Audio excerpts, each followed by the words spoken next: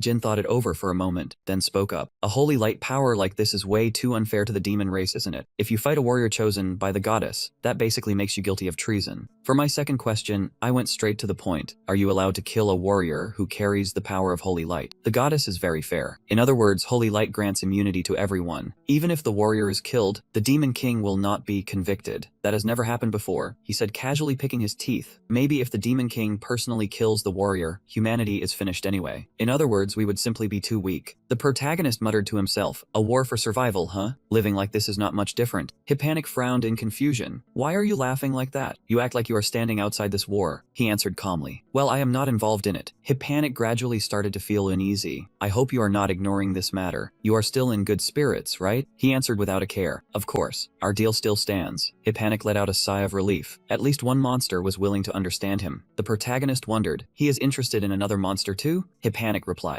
There was once a monster known as the Saintess, a stupid woman. Unfortunately, the person being Badmood was standing right behind him. How delightful to hear that, Prince. What exactly did I do wrong? Hippanic was scared out of his mind, desperately hoping she had misheard. Angela kept smiling brightly as if nothing had happened. So you mean there is something wrong with my ears? Hippanic hurried to put out the fire. How could there be anything wrong with your ears? Especially with that monstrous hearing of yours. Her smile instantly vanished. Is that an insult to saints like us? He began to sneer. Mistaking a personal insult for an attack on the entire group is a common disease among people of high status. I am using people like that as a lesson, so I can keep my judgment clear. Angela was not backing down either. Most lunatics think they are normal. Please stop by the temple. The temple has plenty of healing incantations, and people keep saying that one after another. If the temple has that many patients, then of course they would eventually develop a treatment for Hippanic. The entire room suddenly shook violently, as if an earthquake had just struck. It turned out to be Angela's heaven-sent fist crashing down on Jin. Hippanic's chair shook with it, giving him a terrible scare. She was furious and demanded that they go outside to prepare his funeral, while Hippanic mistakenly thought that funeral was meant for her. The protagonist was exhausted. He picked up his armor helmet and put it on. Quiet, he suddenly shouted, making everyone in the tavern jump in shock. Can none of you see or hear anything? He was holding a whole pile of gold in his hand. The gold was tossed into the air, and everyone in the tavern immediately rushed in to fight over it. He walked away while muttering curses. If you hesitate, you get nothing. Hippanic looked utterly miserable. She mumbled in response. That is the Saintess, a knight created from a saint. Just as the goddess creates warriors, they also use blessings and magic to create saints. However, while the goddess can create a warrior in an instant, they need more than 10 years. And only a single saint can be trained, because the cost is outrageously massive. A completed saint shows you what a perfect fight truly looks like. Bones enchanted with metal, magic reinforcement, muscles as hard as stone, and superhuman abilities on top of it all. In truth, I was the one who discovered her first, Hippanic thought angrily as he clenched his fist. When she was 6 years old, he recognized her talent and wanted to train her into an SS rank, but the priest found her first and took her back to the church. But